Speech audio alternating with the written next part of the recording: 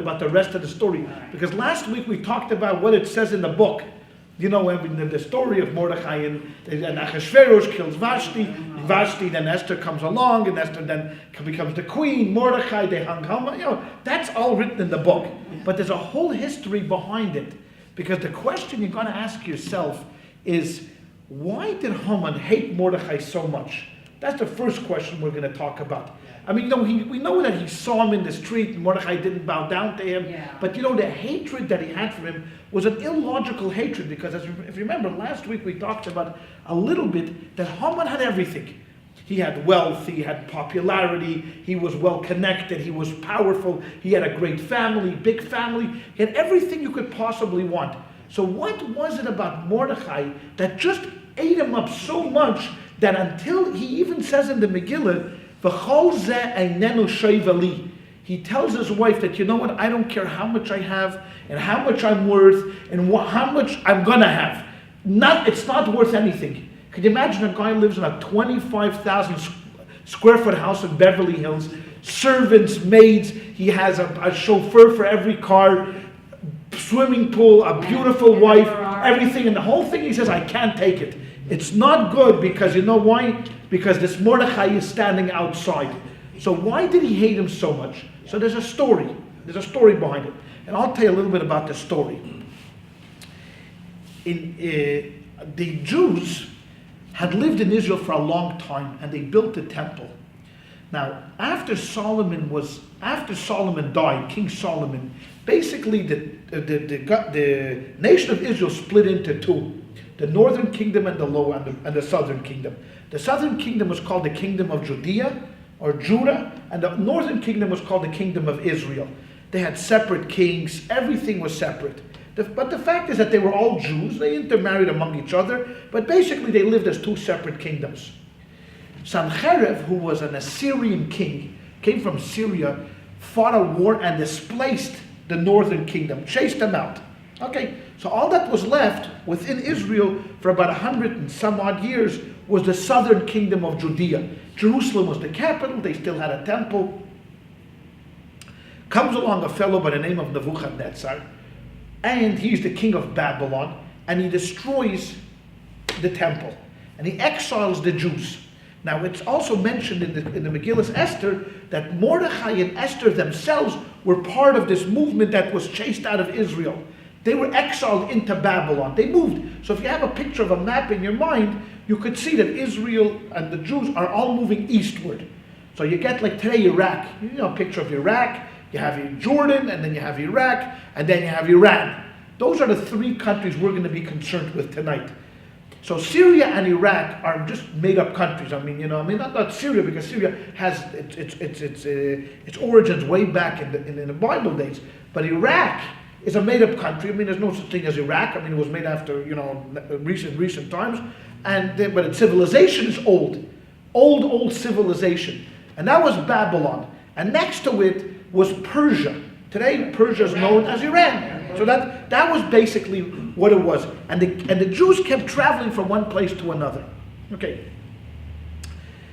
And I just want to read to you, because this is an important piece that we should remember. Jeremiah, or as we know him as Yirmiyahu, Jeremiah was a prophet that prophesied, unfortunately, about the destruction of the Jewish people, because the Jewish people are not going to keep the Torah, they're not going to keep the mitzvahs, they're going to do all of these terrible things. Hashem is going to get angry and is going to chase you out of the country. And he says, therefore, thus says Hashem, Master of legions, because you have not heeded my words, behold, I am sending and will take all of the families of the north, the word of Hashem, and I'm sending to Nebuchadnezzar, king of Babylon, my servant. And I shall bring him upon this land, and upon its inhabitants, and upon all those surrounding nations, and I shall destroy them, and make them places of desolation, and whistling, and eternal ruins. I shall eliminate from them the sounds of joy, the sounds of gladness, the sounds of the groom, the sounds of the bride, everything. The entire land shall be a ruin and desolation, and these nations will serve the king of Babylonia for 70 years. Now that's a key term. 70 years. So what Jeremiah is saying, that from the time the Jews leave, Israel is going to be how long? 70 years. Then, upon the completion of 70 years, I shall make an account of their sins for the king of Babylon, for that nation, and the land of the Chaldeans, and I will make them into eternal desolations. Then he's going to destroy the kings of Babylon, because the kings of Babylon destroyed Israel. He's going to then turn around and going to destroy the kings of Babylon. And I shall bring upon the land all my words that I have spoken concerning all that is written in this book, where Jeremiah prophesies concerning all the nations. And then again, once again, they will rebuild the temple, as he says later on in chapter 29, and everything will be just hunky-dory. So he prophesies that for 70 years, the Jews are going to be out of the country. What happens? So Nebuchadnezzar leaves, he destroys Israel, he flattens the Beis HaMikdash, flattens the Holy Temple, gets rid of the Jews, they go into Babylon. All of a sudden, from the west, from the east, comes this king, his name is Darius the First, a Mede, or the Medes and the Persians were one at that time, and he destroys Nebuchadnezzar. He beats him up. Okay, so thank God, who cares about Nebuchadnezzar? He's a bum anyways. He didn't treat us nicely. Okay, but Nebuchadnezzar had a son, Belshazzar, he comes along and he defeats Darius. So there's a war back, and the Babylonians then knock out the Medes. Comes along a king called Cyrus, and not remember Cyrus the Mede, and destroys Belshazzar. So then it goes back and forth in a short period of time. The Babylonians are beating the Medes and the Persians are beating the Babylonians, and now we have Cyrus beating them up. Now, Cyrus was a kind of a guy, was a nice guy to the Jews, and he allowed them to go up and to build a temple. He said, you want to go up and build a temple? Now, the Babylonians would never hear of this. Vashti, the king, the queen of Ahasuerus, was a granddaughter of Nebuchadnezzar. So Nebuchadnezzar had a son, I think his name was Evil Modroach. He had a daughter, Vashti, and we'll leave her and just hold on to that thought for a moment. But when Cyrus came along, I know I'm telling you a lot of different names. It won't be on the test, don't worry. I see your wife is very worried. It won't be on the test, I promise. You're not going to have to remember all the names and places. But I want to get to a point of what happens over here.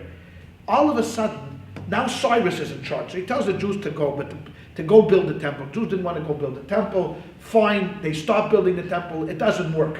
Okay? But he was a nice guy, and we always looked at Cyrus as a nice king. He was a benevolent king. Anyway, Cyrus dies. Okay? Cyrus is dead. In his army, there was a general by the name of Ahasuerus. In English, if you want to look him up, his name is Xerxes. Xerxes. Xerxes. And now he has an opportunity with Cyrus dead. He marries Vashti. He marries her. And Vashti now becomes a way and a road right up to the top. So you think about it for a moment. If you want to get to the top of a corporation, you know what the easiest way of doing it? Marry the CEO. That's it. Or at least a daughter.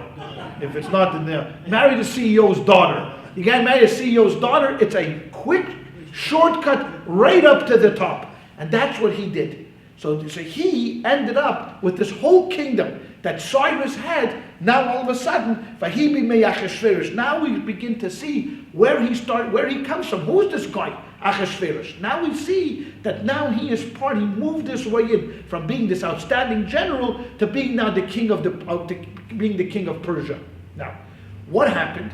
During the time of the revolt of Belshazzar, if you remember that he was the second Babylonian king that defeated Darius, the Persian, Cyrus, grabbed a whole bunch of people and moved further east. Because how did the Jews end up in Persia? Persia is even further, it's like near India. How did the Jews end up in Persia? Because when the war of the Babylonians and the Persians were going on, the Jews sided with the Persians.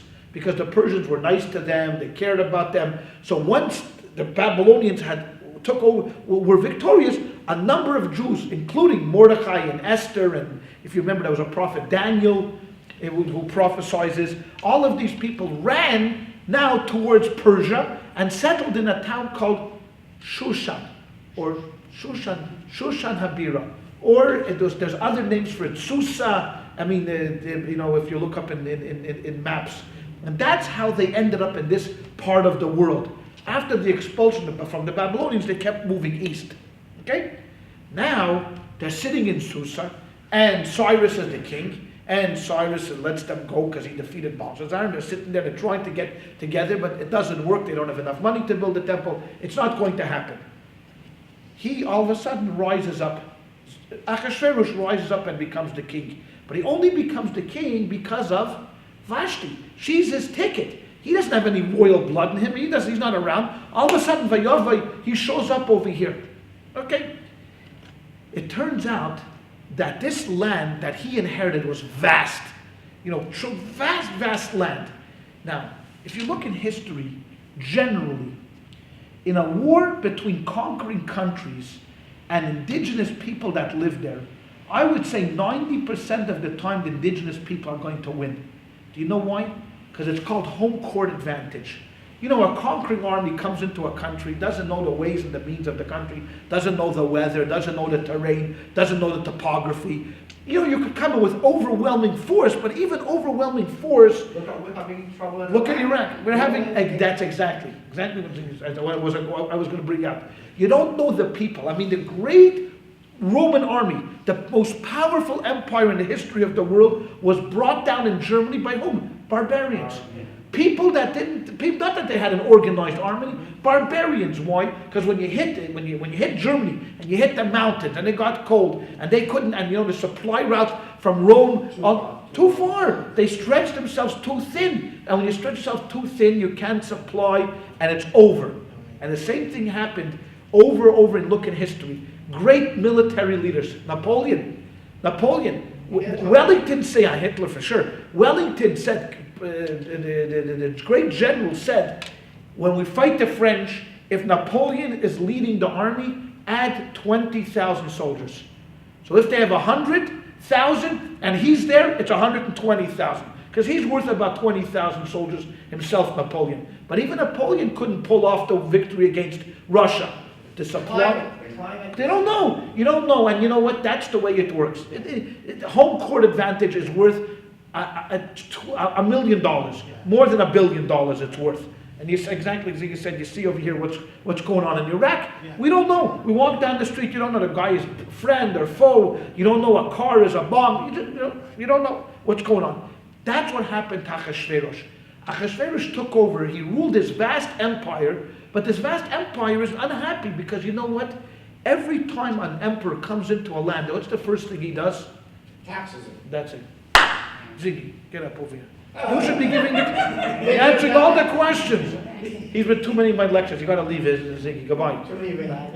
So there you go. He taxes them. Why? Because the first thing you got to do with an army is pay. You got to pay them. So if you have 100,000 soldiers and they're rolling in to take over a country, they want to get paid. They need to send back their money to their wives and children to eat. They got to buy weapons. You got to pay off all the people here in town. So you need money. So where are you going to get money from? Your home people in Rome, they're not going to pay any money. Because if you start taxing the Romans, who needs you? We'll get another emperor, Yeshakayach. Tax the Jews, tax the Persians, tax the Medes. So you become very unpopular. It's very hard to keep an empire going. Winston Churchill learned this very, very painfully. That colonizing sounds good, but it's very, very difficult to uphold. It's extremely difficult. Extremely difficult. Look at India. India went there without a shot. Very, very few, they went goodbye. They gave up, and that's the way everything went. South Africa went, Canada went, America, they fought a little bit. And even in Israel. It was called Palestine, everything, it's almost impossible. You can't control the world. It's an impossibility. We're trying. They try. We're trying, but we can't. I know. We can't because we have a different problem because we think that democracy works. It only works when people want to have democracy. If they don't want democracy, Ken's knocking the cup in Vant, as they say. You could bang your head in the walls at the Gornish Helfen. It's not going to happen. The Iraqis are just fighting among themselves in tribal warfare. Nobody's interested. So here he had the same issue. People were rebelling against him, and he was losing one nation after a nation. So he ended up with still a huge empire. It stretched from Ethiopia all the way to India, but it was a lot smaller than what he inherited. Among his army, and this doesn't say in the Megillah, but among his army, he had two generals. who were pretty famous. One of them was Mordechai, and one of them was Haman. Okay? Now these two gentlemen were two generals that worked side by side in Achashverosh's army. Okay? Now he was fighting a war, and he put them in charge, gave them each the 60,000 men and enough money to support them through this campaign of defending the empire. Okay? Turns out that Haman was not that good of a tactician. Mordechai was a much better tactician. So Mordechai was able to sustain his men and more importantly sustain his money. Where Haman ran out of money quickly. Because maybe who knows what the circumstances were. They fought two different battles. One fought from the east, the other one fought from the west. Who knows what the circumstances were, but be it as it may, it turned out that Haman was out of supplies. Haman sent a message to Mordechai saying, I need reinforcements. So Mordechai's answer to him was, hey, what do you want? What are you looking at me for? I got enough to sustain my troops. I don't have enough to spread myself thin. Okay, so Haman even countered and he offered I'll pay you 2-1. Whatever money you lend, I'll pay you 2-1 back when we get back to town. But he said, I don't have anything. It got much bleaker for Haman. I mean, he was, now he couldn't pay his troops. He was running out of money much quicker. So he sent a letter saying back, you know what, I'll pay you 10-1. 10-1 I'll pay you. And Mordechai still refused. He said, I don't have enough. And then Haman had last ploy. He said, what can I do? So Mordechai said, you know what? If you sell yourself as a slave to me, then I'll give you money. I'll lend you the money. So Haman had no choice. He had his back up against the wall. And Mordechai said, okay, you know what? I want to write it on a deed. Because I know that you're I can't trust you.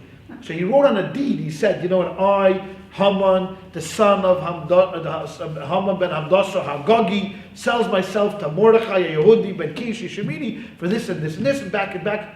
Mordechai took it and he sewed it on his clothes, on his legs. He took the deed and he sold it on his clothes so he could carry it wherever he has it.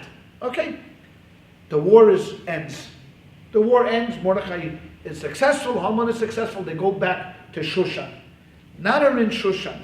Okay? And Mordechai goes back to doing what he does. Haman goes back to doing what he does. Then all of a sudden, a couple of years go by. They forget about each other, etc., And then all of a sudden, Vashti, and we'll get to Vashti in a minute because there's a whole thing about Vashti, who she was, comes up in a party and Ahasuerus kills her. He hangs her and now he's looking for a new queen. Esther becomes the queen and Haman becomes the prime minister. Now, all of a sudden, as Haman is walking out of the palace, everybody is bowing down to him except for one man. Why? And Mordechai lifts up his robe and he's got the deed right there telling Haman, hey, you know what? You're a nobody. You're a nothing. You're a loser. You are my slave.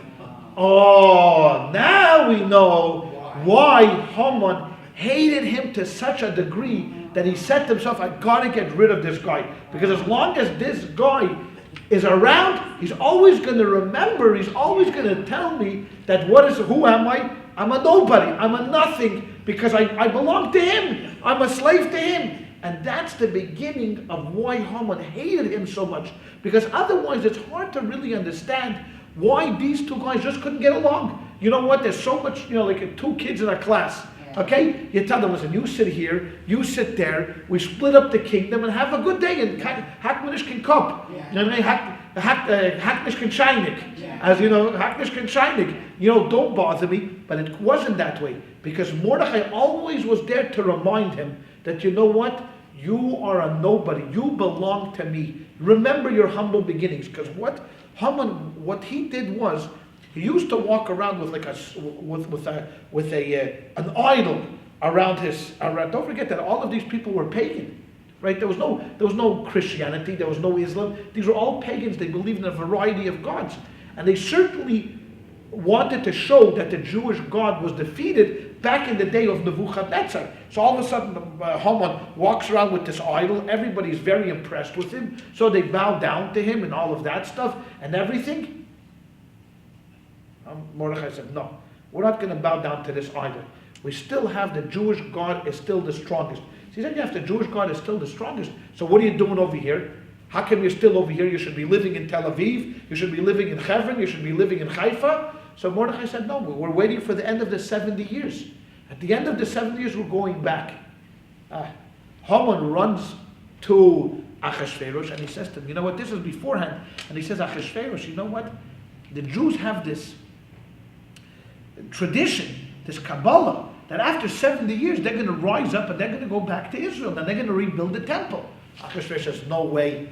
The 70 years passed already. And he pulls out a calendar and he says, look, from this is 25 years. From here to here is 17 years. From here to here, he turned out that he made a calculation that the 70 years has passed. He tells Haman, hey, we got nothing to worry about. And not only that we're going to show everybody that we're not afraid of the Jewish God. And how does the Megillah start? Let me read to you the first part of the Megillah. It wasn't the days of Achashverosh. Who Achashverosh? It was this Achashverosh, Hamelech Mahaidu Vadkush, who ruled from India to Ethiopia, Sheva ve'esr mumeya Medina, 127 countries. Now someone says it's interesting, 127 countries. Why 127? Why not 126, 128? Esther came along as the queen. She also ruled over 127 countries. 127 is an important number because it tells us that Sarah, Abraham's wife, lived for 127 years. So 127 and 127, that's a good number to have as a kingdom. What does he do? He says, in those days, King Achashverosh sat on his royal throne in Shushan, the capital. Remember, Shushan being the place where the Persian and the Mede kings lived. It's not Babylon, this is in Persia. In the 3rd year of his reign, he made a feast for all the nobles and the servants, the army of Persia and Media, the sheiks and the nobles of the lands before him. Why did he make this party? And what do we care if he made a party? So in the Geschäft, all we care about is that, you know what, Haman was destroyed, Mordechai is now the chief guy, and that's all we care about. Who cares about he made a party? The interesting thing about this party is that he made this calculation, telling himself, the Jews are wrong, and this whole thing that I read from Jeremiah doesn't make any sense. Because look, 70 years have passed, and look at the Jews, I'm still ruling over them. I'm still the big shot. So in the 3rd year, that was the year that was year number 71, little did he know he made a big miscalculation by 11 years. He thought it was going to be from the time that this happened, but really it was from the time that happened. You're not going to have to notice in the test. Don't worry. It doesn't. I'm just telling you this. I'm just telling you this for you to understand what was going on in Achashverosh's mind. Because you know what? Because it could be you're going to go home tonight and your neighbors will be reading the Megillah and they're going to ask you, why did he make a party? So now you'll know, you'll tell them why he made a party on the 3rd year. Because that was the year that he made a calculation that the Jews are never going to go back to the land of Israel. They're never going to go back to rebuild the temple. And that showed how strong he was because the Jewish God is dead. Remember what Nietzsche said? God is dead. You know what God said? Nietzsche is dead. And that's what they said. You know, what do you call that when you write that up, when you scroll on the bathroom? Graffiti. The graffiti said, God is dead, sign Nietzsche. Underneath it, Nietzsche is dead, sign God. Ultimately, he has all the power, right? So Achashverosh already, woohoo! The Jewish God is finished. And look at me, I'm going to show the Jews everything is going to be good. So let's continue reading just for a little bit, because now you're getting a little bit of an insight. Now you're going to know, you're going to sit with the Megillah this year, you're going to have so much more pleasure, because now you know a little bit about this. Oh, where's the Megillah says? Come on. Don't forsake me now, Lord. Oh, here's Esther. Beautiful Esther. 75-year-old Esther. No, I'm just joking. Remember last week we talked about she was 75. No, she was as smart as 75. Okay? In the 3rd year of his reign, when he displayed the riches of his glorious kingdom and the honor of his splendorous majesty for many days, 180 days. He made a feast for 180 days. Half a year. He said, man, I don't care. I am so happy. And I am so thrilled that the Jews are never going to rebel against me, that I don't care. I am going to have a party like no other party. And when these days were fulfilled, that means after 180 days, the king made a 7-day feast for all of the people who were present in Shushan, the capital. Everybody goes home, but you stay here. And specifically for these 7 days, he invited the Jews. Come on. You know why? Because he was so happy that the Jews are not going to rebel against him, thinking in his mind that the 70 years have passed, that he said, come to this feast. All the Jews living in Shushan, come here. Great and small alike, in the courtyard of the garden of the king's palace. Now listen, there were hangings of white fine cotton and turquoise wool, held with cords of fine linen with purple wool, upon silver rods and marble pillars. Oh, riches! The couches of gold and silver were a pavement of variegated marble, all different kinds of marble. The drinks, you came there, were served in golden vessels. Vessels of diverse form, and royal wine in abundance, in accordance with the king's wealth. So anybody who came to the party, you wanted wine, it was like Vegas. All the drinks that you want for free. You want a drink? Baby, we'll fill you with liquor, because they know the more liquor, liquor is quicker, or you become a shicker. That's it. And the drinking was according to the law. There was no coercion, for the king had established for every officer in his house to do according to each man's pleasure. That means you came there, you did whatever you liked. You wanted to drink, you drink. The golden cups, everyone was different. Where were these cups from? The temple. Because now he was going to show off his riches. Because now he felt confident. Till then, he was still worried about the Jewish God, because, Yirmiyahu had prophesied that 70 years, we're going to come and get you. Don't worry. Now he doesn't care. He's okay. No problem. That's great. Fine. Queen Vashti also made a feast for the women in the royal house of King Ahasuerus, because she was also she was so evil. Queen Vashti just was one of the most evil people. Like I told you, always within the Torah, you're always going to find that the heroes are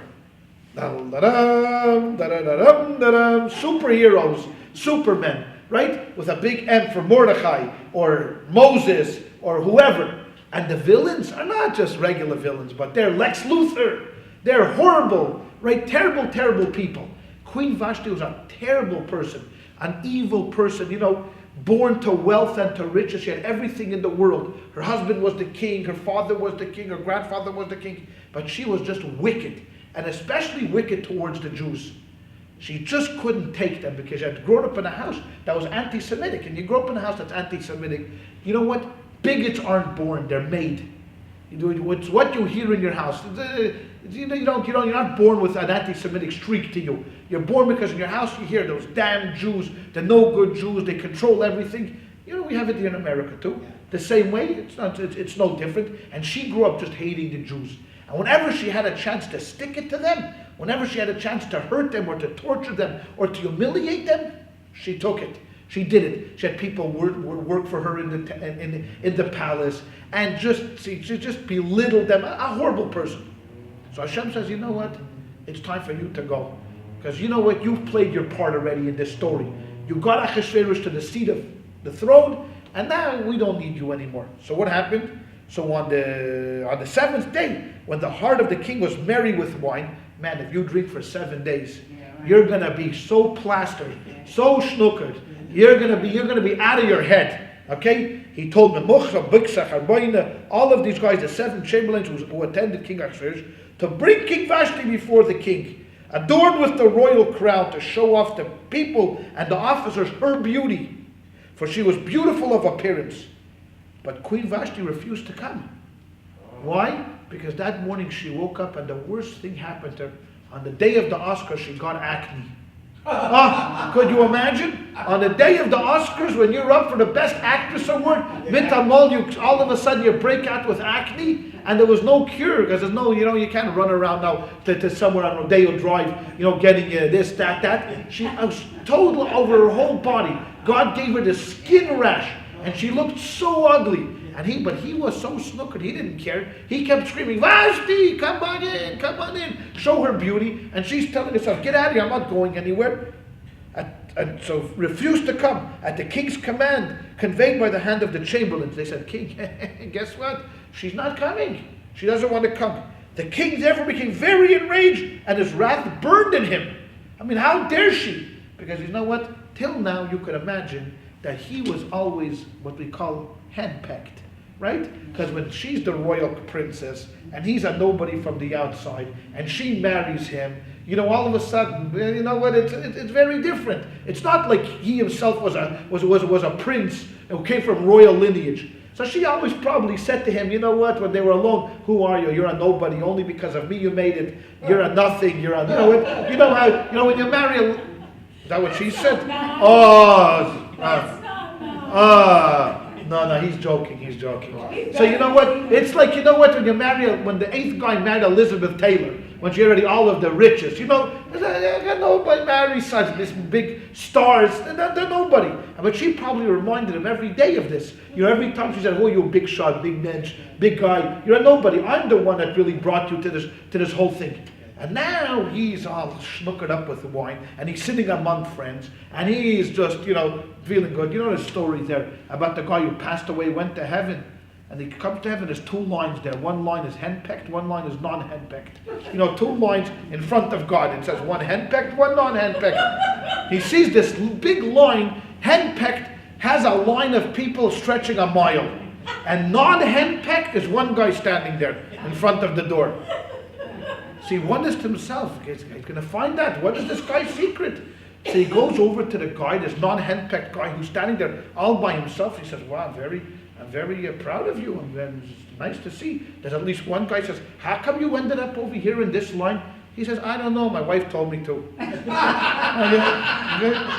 that's the story with the henpecked guy. He's, no matter what, he's still henpecked. So you know what? So all of these things, Tamir, thank you very much.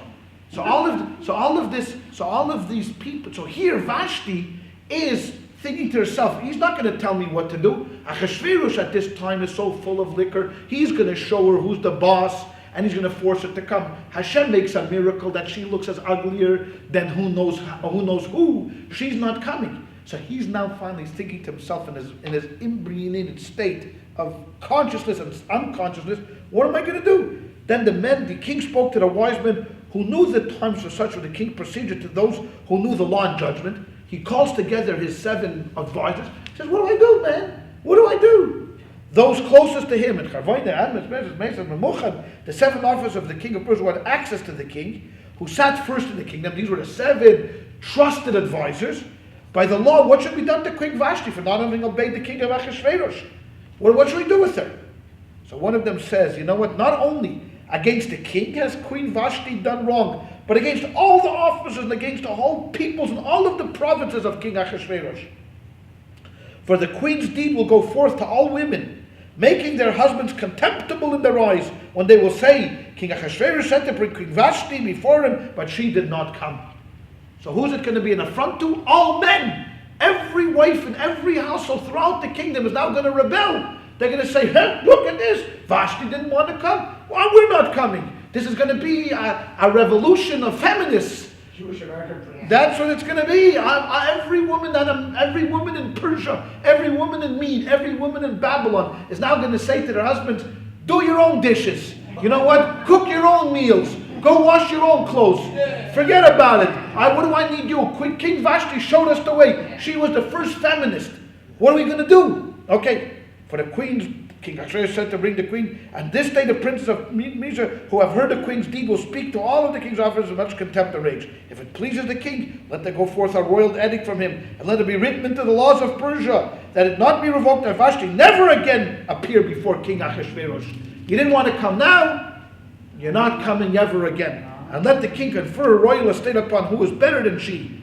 find another king. Then the king's decree which I proclaimed heard throughout the land, great that all the wives will show respect to their husbands, great and small alike. See, this has been the history of mankind. That the men always have to put the women down. That whatever the man is the boss in the house, right? Right. I know I'm the boss in my house. You know what? You know what? I tell you, in my house, in every argument, I have the last word. You know what it is? Yes, dear. I always say, That's it. You could forget about it. This proposal was favorable in the eyes of the king and the officials, and the king did according to the word of Memuchan. And he sent letters to all of the people, things, and he sent letters to all the prophets, and they hung her. They what? They hung Vashti. Oh my They killed her. God. Yeah, that was it. They killed her. The next day, he wakes up, okay, and he asks for Vashti. You know, like now he's sober. Right. And he asks for Vashti, his wife, and they said to him, well, don't you remember you killed her? So he says, what do you mean I killed her? But you said yesterday. So he said, who advised me to kill her? Well, then all of a sudden these 7 guys take a big lump, and then the rumor was that he killed them too, you know, because these dictators are crazy. You know, they're so paranoid. They say Stalin, you know, killed everybody that plotted against him. Then he had the killers killed, and then the killers who killed the killers, he killed them too. So, you know, he made sure 3 or 4 lines down, he killed everybody down that line. So this was the same way Achashverosh, who was a bit of an imbecile, calls the next day and he kills these 7 guys who convinced him to kill Vashti. But now he has no wife. So he needs now a wife. How does that look like a king without a queen? And that's how, slowly but surely, the whole story of Esther came around. And Esther then showed up. It was the king subsided, remember, and they told him now, you know what the new guys told them, send out a word, all of the beautiful virgins from the entire land should come forth, and you're going to pick out the best. And they stayed there for 12 months. 12 months they stayed. 6 months they prepared and everything, and then they were let in finally into the king's, only when they were, you know, they gave them spices and oil, and they bathed and everything, and then there was a guy, it said there was a Jewish man in Shushan, the capital, whose name was Mordechai, son of Yair, son of Shimi, son of Kish, a Benjaminite, who had been exiled from Jerusalem along with all the exiles, when with exiles with Chanya, king of Judah, whom Nebuchadnezzar, king of Babylon, had exiled. So him and Esther came. And he had reared Hadassah, she is Esther, his uncle's daughter, she was his cousin, for she had neither father nor mother, because it says that her parents had died when she was very young, and Mordechai raised his cousin as if it was his own daughter. I guess he was much older than her, and he raised her as if she was a daughter. She was fairly featured and beautiful of appearance. And then he sent her, and he told her, one thing don't tell, that you're Jewish. Whatever they ask you, just tell them, I'm around, I'm here, I live here. What are you? I'm here. Don't say anything. Don't say you are. Don't say you're not. Don't say this. Don't say nothing. Anyways, a miracle happened, and she found favor in everybody's eyes. Wherever she went, they found favor to her, and they did good for her and all of those things. And when it came her turn, his heart melted. And he took her as a wife. He took her as a wife. Then Mordechai became Mr. Big Shot near the palace. That's right. That's it, baby. Because when your cousin becomes king, you become ambassador to Britain. Or you pick your own job, brother. Right? You could do whatever you want. When your sister is married to the president, it's A-okay. You're in like Flynn. Don't worry. Right? Errol Flynn. You're in, you're doing great. And he sat outside just to keep an eye on her, to make sure that everything was okay, that, you know, she wasn't mistreated. Well, obviously she was the queen right now. And you know what? And she had this relationship with him, but he told her, don't say anything. Say, you know what, if anybody asks you, say we just know each other. But don't say you're my family, because once you tell them that you're Jewish, it's going to be pretty bad. It's going to be pretty tough. Now, don't forget that Hashem is still a little hooked up. He's still a little angry, because of what happened is that all of a sudden, the Jews have no backbone. So you got to build backbone. You got to build self-respect. You got to build self-esteem. And sometimes, you know, to build self-esteem, you got to go through hard times. You see, people that have it easy all the time, people who live in a rich man's house, rich children, sometimes are not the most successful of all people. Because you know what? They get everything from their father, get everything from their grandfather, and they lose their will to do anything. So God wanted to build up the Jewish self-esteem. He had to put them through fire, just like steel. And they say, you know how is steel made? Only through fire. Fire really hardens that steel. Abraham only became great when God put him through 10 tests. After 10 tests, then God said to him, you know what, I trust you now. Because a lot of fair-weathered friends. See, a lot of people will be your friend when the going is good, but the moment the going gets tough, goodbye, who needs you? Werd after Hobbin and gay and bud. You know what? That's what they say. You know what? I don't need you anymore. Have a good day. But someone that's loyal, someone that really, really, really sticks with you is only through thick and thin. When times get good and times are bad. So here times were good. Okay, so you know what? When times are good, people tend to forget God for other reasons. But when times are bad, then all of a sudden, as they say, there's no atheists in the foxholes. In the foxholes, everybody is together praying no matter what. So Hashem said, you know what? I have to do this. As painful as it is, you know, sometimes, and this is really painful for parents. Sometimes you got to let them go. You know what? Your kid comes back and is in trouble, and you save him once, you save him twice, you save a third time, and then eventually you have to practice what is called tough love. You got to say to them, you know what? You're 30 years old. I bail you out time and time again. Dayenu. Because if you don't do that, what you're creating is an emotional cripple. Basically an emotional, psychological cripple to you. And not only is he not going to succeed, but eventually the end is going to be much bitter than it is. And this is what Hashem said now to himself. You know what? It hurts me. I don't like to do this.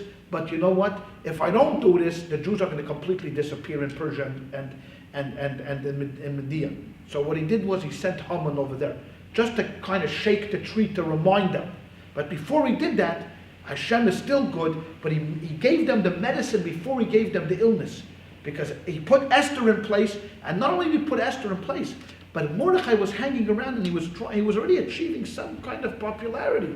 He was already gathering a little following. He stood outside the town. You know, he was the CNN. Whenever there was a spokesman, Mordechai's a shtickle spokesman already. He's a this, he's a that. You know, what happens? When a Jew crawls up the line of power in a non-Jewish empire, there's always going to be people that are always going to accuse the Jew of disloyalty. Same thing in America. You don't think that we're accused of being disloyal. We can never really be good Americans because our first allegiance is always to Israel. We're always going to be accused of that. So a Jew has to bend over backwards. That's why I always say that a Jew in high positions is not always good for us. Having Lieberman as a vice president, I'm not so sure would have been the best thing, because you have to bend over backwards to show that you're fair. Because if you favor Israel, Lord, the Jew favors Israel. So you know what? So here, there were people within the kingdom itself that didn't like Mordechai. And they certainly wanted to get rid of the king, because all of a sudden the king and Mordechai are, hey, they're buddy-buddy, you know, they're having this kind of a relationship with each other. So who are these two guys, Bigsan and Seresh? Two Persians say to themselves, hey, you know what? Excuse me. So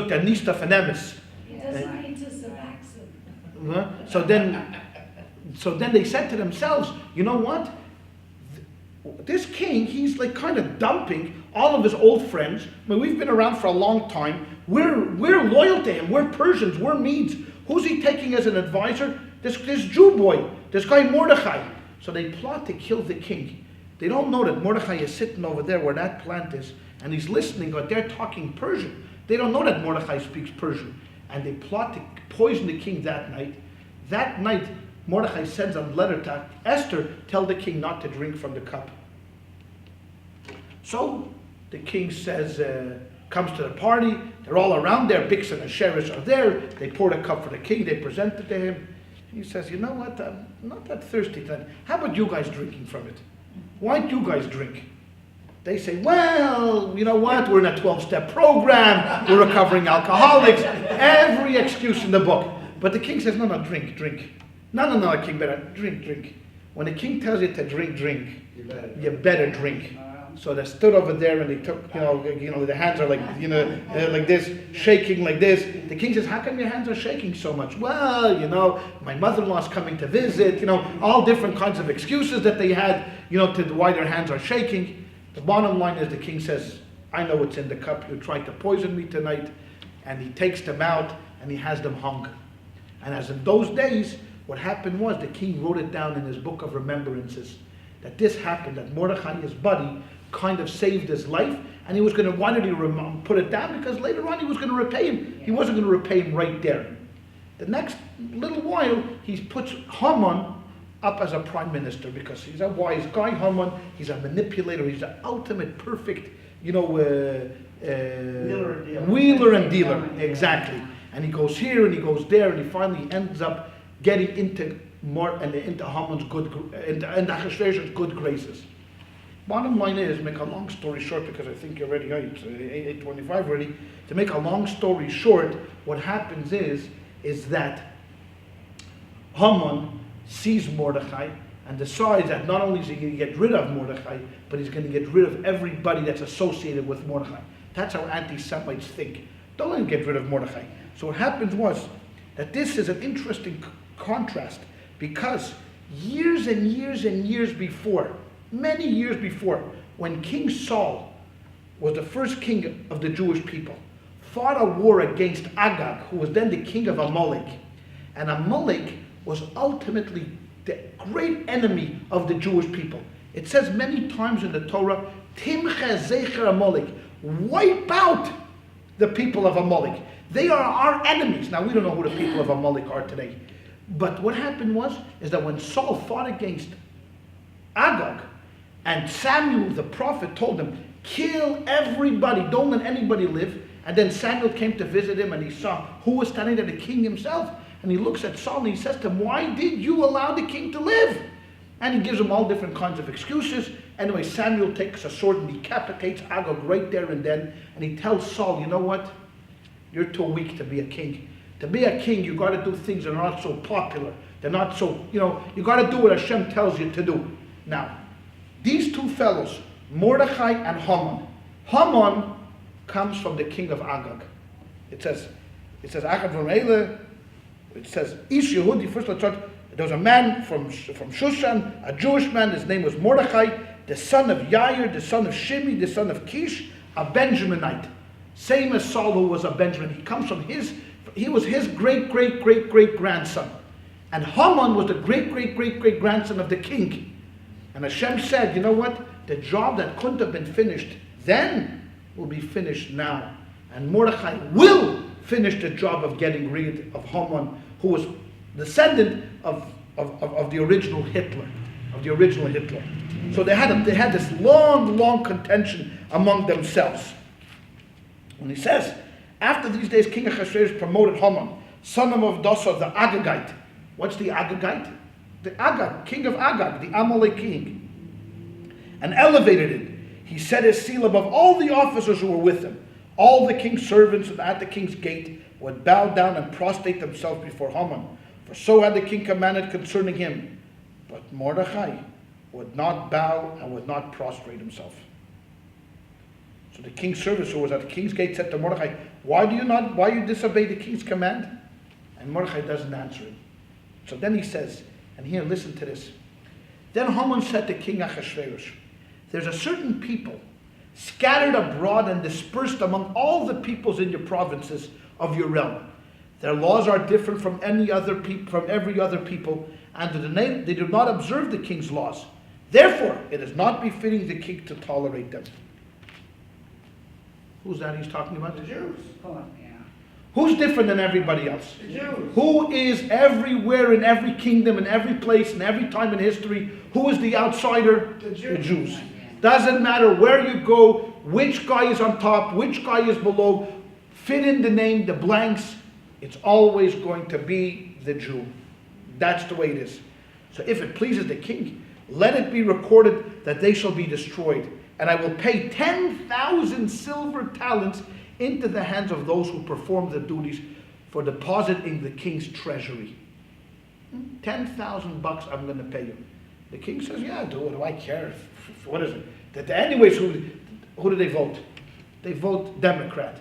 Kill them. I'm a Republican anyways. What do I care? I'm not losing any votes. What does he care? Kill them all. So therefore, that's at the beginning. And later on, we would see the beginning of the end when Esther finds out about it, and the ultimate story happens. Let me read to you and listen how it all works. How it all works out at the end. The Jews are still stuck there. They want to rebuild their temple, right? They want to rebuild the temple because that's remember how we started today's lecture with Jeremiah talking about the 70 years. So I'm going to quote for you from Daniel. This is the book of Daniel, chapter 9, verse number 1. It was in the first year of Darius, son of Achashverosh, of the offspring of Media. And you know whose mother was Darius? Who was Darius' mother? If he was Achashverosh's son, who was his mother? Who was his mother? Think about this. If he was Achashverosh's son, so who was Darius' mother? Who was Achashverosh's wife? Esther. There you go, Esther. Oh, you got it right. That was a guess. There you got it. Right, Achashverosh was married to Esther. They had a son together. He was now Darius, and when Achashverosh died, who became king? Darius. Now in reality, Darius was a Jew by law. Right? Because Esther was Jewish, he was a Jew, but he didn't act as a Jew, even though he knew he was a Jew. But he knew that he was a Jew, but he didn't. But he was a Persian, and he now ascends to the throne. And who was made king over all the Chaldeans in the first year of reign? I, Daniel, contemplated the calculations, the numbers of the years about which Hashem had come to the prophet Jeremiah to complete the 70 years since the ruin of Jerusalem. I set my face towards the Lord to beseech with prayer and supplication, with fasting, sackcloth, and ashes. And who was responsible for rebuilding of the temple? None other than Darius, the king, whose mother was none other than a Jewish girl, Esther. So there. There you go. How do you like the end of that story? How it comes around full circle. How Nebuchadnezzar comes down to destroy it. Nebuchadnezzar thinking to themselves, the Babylonian kings, that the Jews will never go back.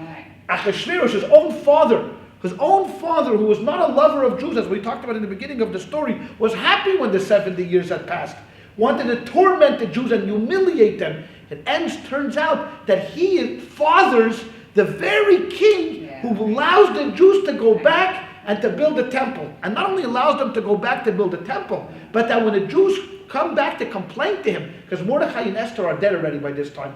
They had passed away and buried in Shushan. His mother had passed away. And when the Jews had come back to tell them that we're being harassed by the indigenous people, because can you imagine, it's no different than today. You come back, you want to build a temple. What do you think the Palestinians are going to say?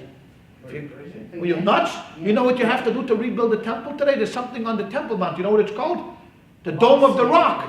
Right? The Alaska Mosque is right there. You have to get rid of it. Could you imagine now the Jews saying to the world, well, you know what, we have a plan. We would like to take care of this mosque. We're going to blow it up and we're going to rebuild the temple. So can you imagine now, all of a sudden, the President of the United States of America goes there and he says in front of the United Nations, and I am paying for the rebuilding of the temple.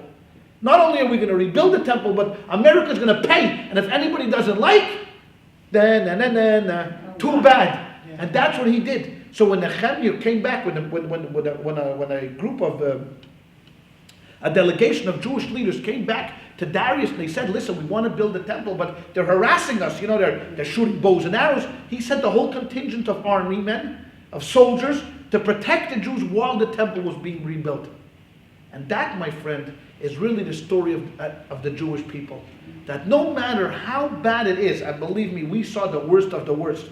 I mean, in World War II, you can't get lower than that. When a third of your people are completely wiped out, decimated, and the cream of the crop, the creme de la creme, is wiped out, it's very, very difficult. But what happens 3 years later? After 1945, the state of Israel is born. Who would have believed in a billion years that we would be able to pick ourselves up? Most people would give up and say, forget about it, it's not worth it. We'll assimilate, become all Christians, and have a good day. 3 years later, the state of Israel is rebuilt, like the story of Purim, that the Jews rebuilt themselves from the ashes of the people that lived in Persia and Media and Babylon. They rebuilt the temple. So too the present day, the Jewish people rebuilt the state of Israel. And not only rebuilt it, built it in a way that it's a beacon of light to the world. I mean, you know what Israel, I got an email lately of what Israel produced.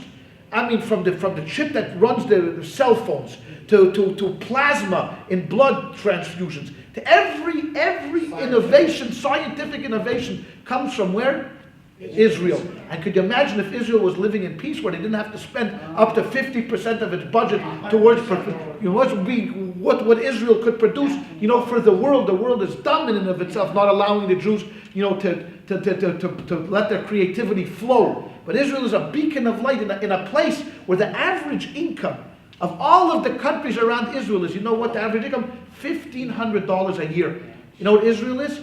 $15,000 a year. Now that might not sound much in America, because America's. But think about that. In a small little country, completely under siege, it's 10 times the average of the poorest guy is 10 times the average of what's going on. There's still poor people in Israel. Don't get me wrong. There's still plenty of poverty in Israel. But nonetheless, this is a country that the day after it was established, 5 armies tried to destroy it.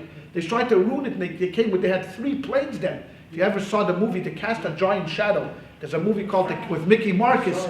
You saw it, and he was one of the first pilots. They threw down seltzer bottles. They said they threw because it made noise as it was coming down to kind of fool them. And they threw grenades. They had no bullets. They did all kind of shtickler, to protect themselves. But they warded them off not only in 48 and 56, 67, 73. Now a Viter, now we're dealing with a different kind of an enemy. It's not the same kind of. It's a shadow army. This is not an army. These are guerrillas, terrorists that are infiltrating. But you know what? Hashem, like Yishon, does not sleep nor slumbers. And just like in Purim, He saved the day for us, the same way He'll save the day again for Israel, and we will continue to always be strong and let there be peace. Am Yisrael Chai. All right? Now you got a little bit better of an understanding. Now, on the first page, we see a picture of Achashverosh, the king at that time, Persian king, speaking to his advisors, for he had made a great party, and they were going to invite everybody, and here's where they're planning the party, to get everybody to come. Among the people that he wants to come to the party is none other than his beautiful royal queen by the name of Vashti.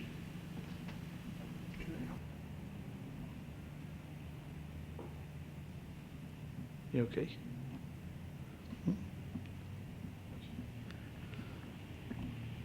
Here we see where Vashti absolutely refuses to come to the party, because Achashverosh was drunk and he wanted her to come, even though he had sent his henchmen to bring her. Vashti absolutely refuses. As we can tell, her back is turned. The king then goes ahead and asks his advisors, what should he do? Because this is an affront not only to the king itself, but this is to everybody. And what does the law of the land say we should do to Vashti? Well, his advisors say, because she dissed the king, she disobeyed the king, she should be replaced. And that's what he did. And then he sent out a message to all of the land that all the women should not disobey their husbands, but that the husbands were the bosses in their own households. Then the king wakes up from his drunken stupor and he finds out that he has no queen. So he goes and he says, hey, what am I going to do about a queen? So his advisors say, bring all of the virgins from all of the land and you'll pick out the best one. Then the one who you find favor, that's going to be the queen. Among the people that lived at that time in this land of Shushan was a Jewish man by the name of Mordechai, who came with his cousin Esther from Israel when Nebuchadnezzar, the king of Babylon, had exiled the Jews to Babylon. And here we see in the picture where the girls are getting ready to present themselves to the king. And the most beautiful one, of course, as you probably figured out by now, is none other than the radiant, wonderful, talented, beautiful Queen Esther. So when Esther comes before the king, he falls in love with her, and his heart melts in front of in front of everybody, and he places the royal crown on her head. So one of the byproducts of this is that Mordechai gets to hang around the palace. He's sitting in front of the palace, as we see here. There are two of the king's guards, Bigsan and Serish, who are plotting to kill the king. Mordechai overhears the plot, and he says to Esther, tell the king to be careful, for tonight they're planning to poison him, so make sure that he does not drink from the wine. Achashverosh is saved, and Mordechai is then rendered a hero. His name is put into the book of great memories, till later beyond he's going to receive a wonderful reward from the king. The king then appoints Haman, to become the prime minister over the entire land. Haman walks through the courtyard, and everybody, as we see, bowed down to Haman and prostrate themselves to him, except for Mordechai. Mordechai absolutely refuses.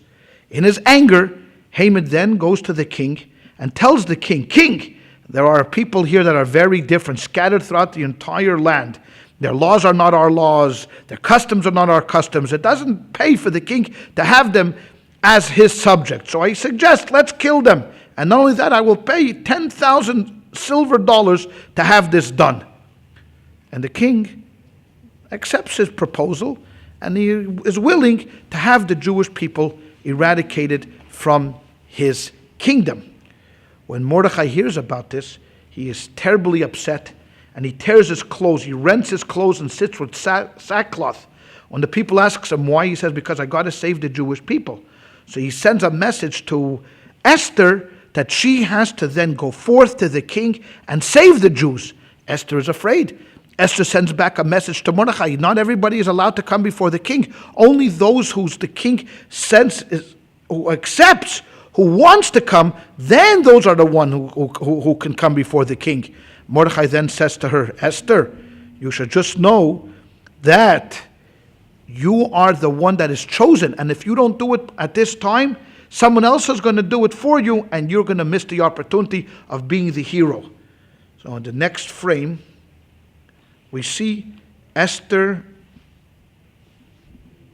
We see Esther standing in front of the king, and lo and behold, what does the king do? He sets out his scepter to tell Esther to please come forward. She comes forward, and the king is overcome with love for her. He sees her beauty, and he says to Esther, Esther, my beautiful, what can I do for you? You are my most precious one.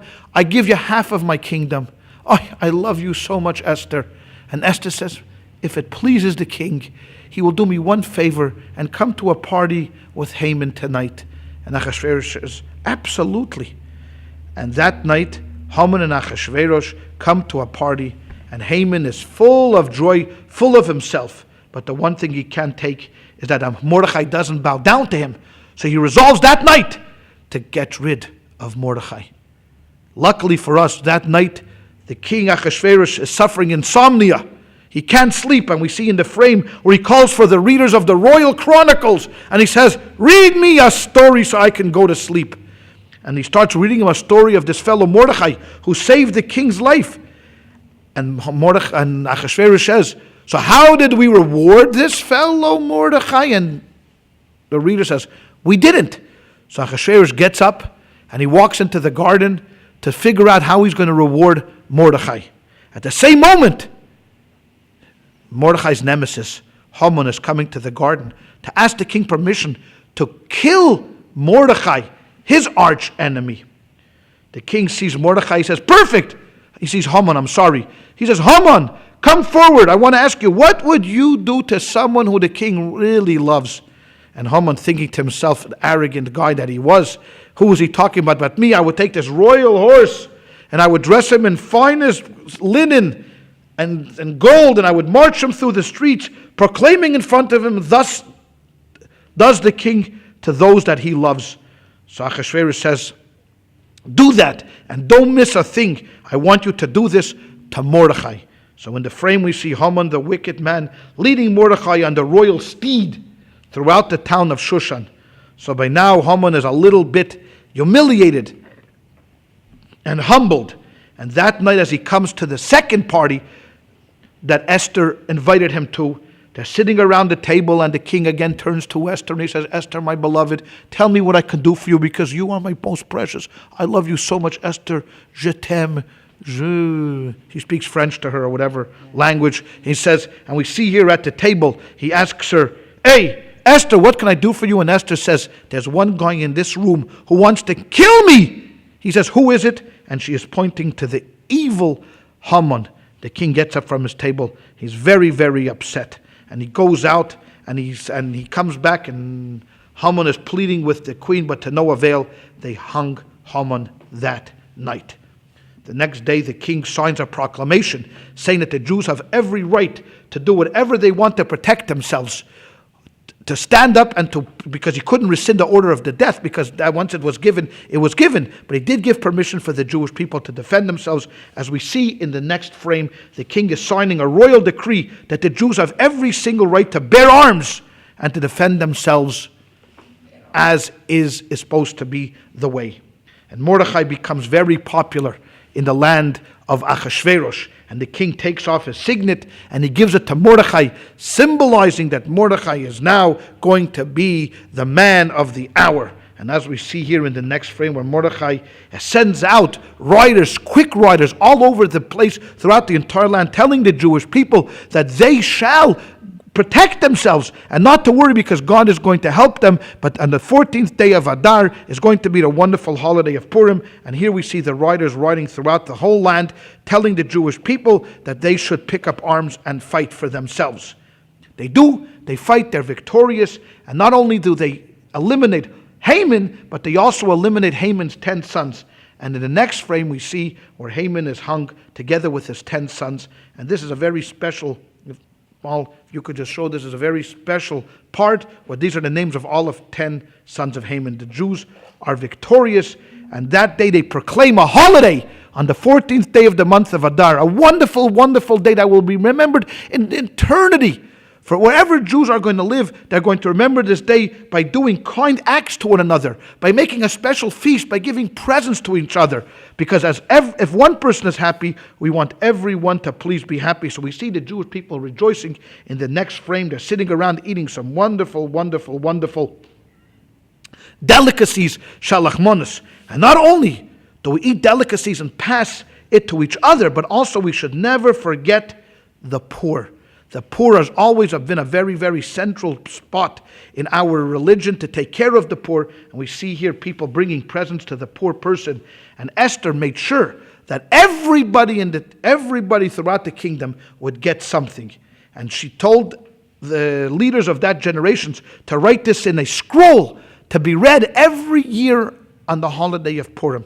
To never forget that story which happened way, way, way long ago in a very, very far land, in the place of Achashverosh. And at the end, in the last frame, we see how the scroll was written. And the scroll was sent to all of the people throughout the entire country to make sure that the next year, on that particular day, a great holiday would be celebrated. And from that day on, until this day, Jews on the 14th day of Adar throughout the entire world celebrate with great joy and pomp and ceremony and gladness and a little l'chaim every once in a while and presents to each other. And that is the great story of Purim. Right. Thank you.